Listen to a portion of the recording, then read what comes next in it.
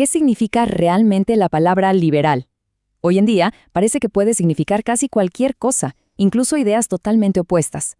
Así que vamos a investigar, a desentrañar el significado original de un término que ha estado en el centro de una batalla de ideas por siglos. Y es que esta es una pregunta que de verdad desconcierta a muchos, ¿no? O sea, ¿cómo es posible que la misma etiqueta describa a alguien que defiende el libre mercado y a la vez a alguien que apoya un gran estado de bienestar? Es un verdadero rompecabezas, y la respuesta, créanme, revela muchísimo sobre la historia política moderna. Miren, el economista Joseph Schumpeter lo dijo con una ironía increíble. Lo que él sugiere es que el término no solo fue cambiando con el tiempo, no, fue activamente confiscado. Y esa idea, la de una apropiación deliberada, es la pieza clave para entender por qué hoy todo es tan confuso. Y claro, esta apropiación desató una batalla en toda regla. Y ojo, no es solo una discusión académica sobre palabras, es una lucha por el alma de una de las tradiciones de pensamiento más influyentes de la historia. Aquí se ve clarísimo el choque de dos mundos. Por un lado, la idea original, el famoso laissez-faire, que significa dejar hacer, todo basado en derechos individuales y un gobierno con límites muy estrictos. Por el otro, lo que hoy se suele llamar liberalismo, un estado de bienestar, programas gubernamentales y un poder estatal que no para de crecer. Son visiones que en el fondo son agua y aceite.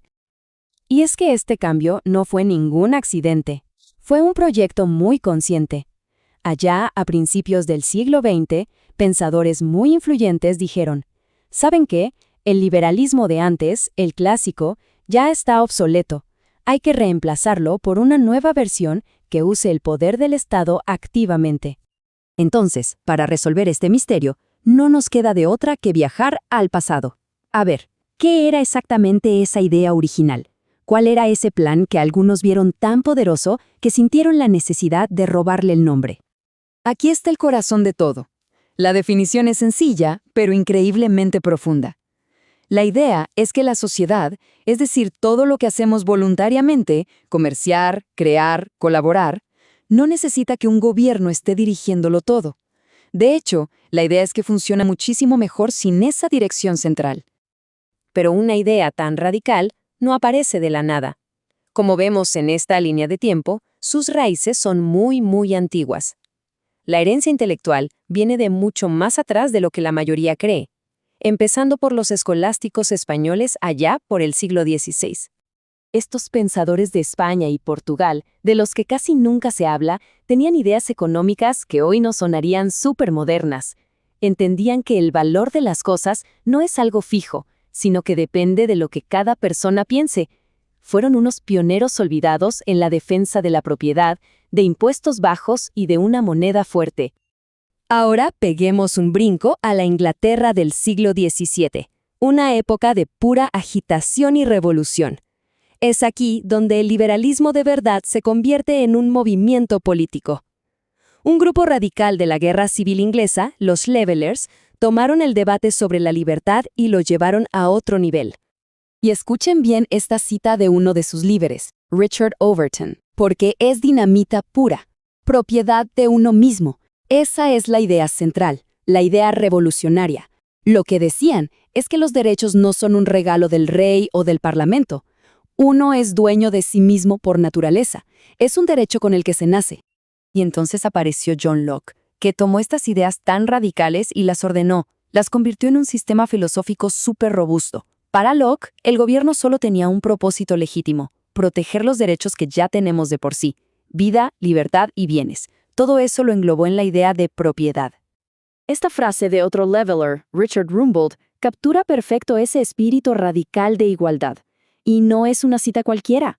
Años más tarde la usó Thomas Jefferson. La conexión entre estos rebeldes ingleses y los fundadores de Estados Unidos es directa y muy potente. Pero el liberalismo no era solo una teoría de derechos en los libros. Se basaba en observar cómo funciona el mundo en la vida real, una idea que hoy podríamos llamar orden espontáneo. La historiadora Joyce Appleby lo explica muy bien. La gente de a pie empezó a notar algo asombroso. Los mercados, las ciudades, las redes sociales, todo parecía organizarse y funcionar por sí solo, sin que un rey o un comité lo planificara. Vieron con sus propios ojos que la cooperación voluntaria funcionaba. Y fue un economista francés, Turgot, quien le puso teoría a esa observación. En pocas palabras, dijo que la planificación central es imposible. ¿Por qué? Porque la información necesaria para organizar la sociedad está esparcida entre millones de personas. Ningún genio, ningún comité podría jamás saberlo todo. Y, por supuesto, Adam Smith destiló todo esto en una receta simple pero superpoderosa para la prosperidad. No se necesitaban planes complicados ni ministerios gigantes, solo 3 cositas: paz, impuestos razonables y una justicia que funcione. El resto, decía, la prosperidad viene por sí sola. Pero a esta ideología tan nueva y audaz, pronto le llegaría su prueba de fuego, la prueba definitiva, la Revolución Francesa. La revolución arrancó con la promesa de libertad, igualdad y fraternidad, pero pronto se fue al otro extremo: el terror, la guillotina y el ascenso de un emperador, Napoleón. Y lo que más aterró a los liberales fue que toda esa violencia del Estado se justificaba en nombre de la voluntad del pueblo. De las cenizas de esa experiencia, los liberales aprendieron 2 lecciones, a la mala. Primera, que la democracia sin límites puede ser tan tiránica como un rey. Y segunda, que el Estado, sin importar quién lo dirija, siempre será una amenaza para la libertad de la sociedad. Muy bien. ¿Y por qué nos importa toda esta historia hoy en día? ¿Qué nos dice sobre los debates que tenemos actualmente? Lo que hemos descubierto es que en algún punto el camino se partió en 2. Por un lado, tenemos la tradición original del liberalismo clásico, enfocada en ponerle un freno al Estado para proteger la libertad individual.